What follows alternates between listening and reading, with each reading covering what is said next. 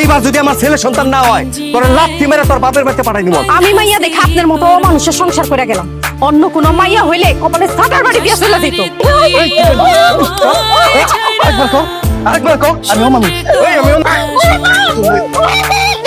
আমি আইসা গেল তোর মুখ জানি আমি না দিই। আমি বেশি খারাপ লাগতে দেখো না, আম্মা জানি কেমন করতেছে। এত সহজে তোর মায় মরবো না।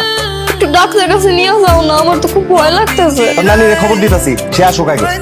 না রে, না হয় তুমি পরে খবর দিও। তুমি না হয় এখন লেখা কয়টা ওষুধ এনে দাও। বারবার যে কইতাছি তোর মায়ের কোন মাসের প্রাণ, এত সহজে সে মরবো না। আর ডাক্তার না পেলে আমি আনতাছি কি ওষুধ আনো। যন্ত্রণা আর ভাল লাগে না।